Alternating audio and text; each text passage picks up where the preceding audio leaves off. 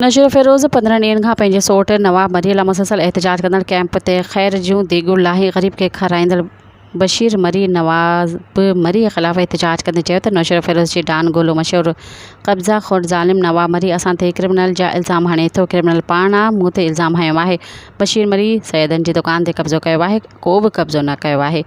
सैदन दुकान मूंखे 9 लखे में ॾिनी ऐं 95 लखनि में नूर अहमद मुग़ल खे ॾिनो। वधीक हुन प्रेस कॉन्फ्रेंस कंदे चयो त जीअं त असां नौशहरे वासियुनि खे बाशऊर अवाम खे इहो ॿुधाइणु चाहियूं था त कल्ह जेके नवाब मरी असां ते बेबुनियाद इल्ज़ाम टे लॻाया त उन्हनि जो मां तव्हांखे अज़ालो करे ॿुधायां थो त नवाब मरी महीनो अॻु मुंहिंजे भाउ ते कूड़ियूं एफआईआरूं कराए ईद जे राति मुंहिंजो भाउ हिकिड़ो कैडेट कॉलेज सांगड़ में पढ़े थो ऐं ॿियो भाउ मुंहिंजे साम्हूं वेठो आहे हिते। इन्हनि ते ईद जे राति सॼी दुनिया खे ख़बर आहे त ईद जी राति भलाई राति हूंदी आहे। उन ईद राति असांखे कूड़ियूं एफआईआरूं कराए ड्रामो हिकु ठाराए असांजे भाउ खे धक बि लॻा, उनजी असां सर्टिफिकेटूं बि मिलियूं। उन खां पोइ असां पोइ बि पुलिस असांजी कंहिं ॿुधी बि कान। असांखे उनजो वियासीं अस्पताल में असांखे हुते पुलिस जे ज़ोर ते असांजे भाइरनि खे खंभे खणाए करे अंदरि लॉकअप कराई। 15 ॾींहं बेगुनाह मुंहिंजो भाउ अंदरि जेल में सलाखुनि में पियो सड़ियो। जे हिनखे मां ज़मानत पियो हलां, ज़मानत पिणु मां वियुसि पिए त टेक्निकल कम सां पियो ज़मानत रद्द कराईंदो पियो हुते।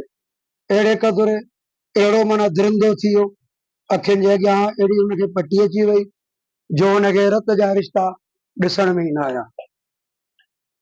कल्ह जेको हुन ताज़ो असांखे इल्ज़ाम आयो, पहिरियां मीडिया जे ज़रिए मां हुनखां इहो पुछणु चाहियां थो त कल्ह जेको थो जंहिं जॻह में वेही करे प्रेस कॉन्फ्रेंस कई आहे, तूं क़ुर ते हथु रखी ॻाल्हि कंदे आहे, जॻह कंहिंजी आहे? पहिरीं इहा जॻह असांजे मरहूम चाचे नबन खान मरी जी आहे, जेको भाऊ एजाज़ मरी पाण मौजूदु आहे तव्हांजे अॻियां।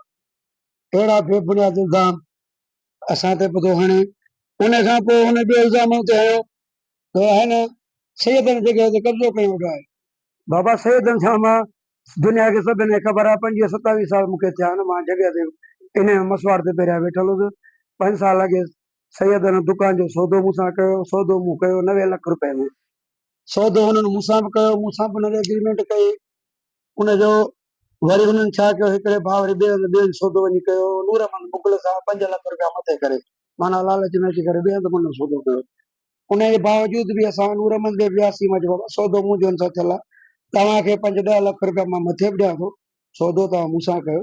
ईअं न आहे, मां पुराणो वेठल बि आहियां नूर अहमद इन में दुकान जेके सैदन वारे में। ठीकु आहे, सौदो मुंहिंजो हुन सां पहिरीं थियल हो। पोइ हुन चयो त न दादा, मां सौदो मूं बि कयो आहे हिन सां। आख़िरकार उहो मैटर कोर्ट में हले पियो थो असांजो, अहिड़ी का बि ॻाल्हि कान्हे।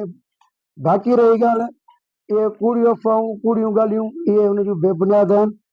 सॼे शहर खे ख़बर आहे त नवाब मरी हिकु डोन गोलो नौशहरे जो, जेको हिन वक़्तु डॉक्टर मिरलीअ जॻह ते बि कब्ज़ो कयो वेठो आहे।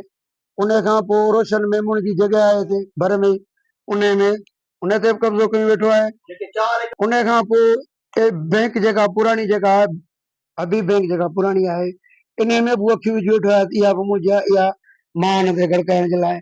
उन लाइ बि हिन कूड़ा कागज़ तयारु करे रखिया आहिनि। हो मालिक ठारनि कोन, वीचारा ग़रीब मिसकिन कंदा हुआ, जेसीं ताईं जेरो आहे तेसीं ताईं हिन में तूं कोन विझां, मरी वियो त खणी पोइ ठाराईंदासीं, छा आहे ज़ुल्म आहे।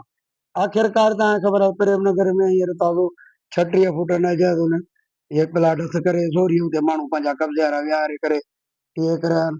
उन खां पोइ शहर में जिथे बि ख़ाली प्लाट ॾिसे थो, जिथे बि बाईपास ते कुंड कुड़िछ में जिथे हुते पंहिंजा कब्ज़ा माफ़िया माण्हू विहारे करे, छाजे करे हुनजो भाउ हिकु तपेदार आहे, ॿियो हुनजो भाइटियो हिकिड़ो मुख़्तियार कार, हुनजो पुटु असिस्टेंट कमिश्नर, जेको हुनजो हितां जा इंतिज़ामिया जे ज़ोर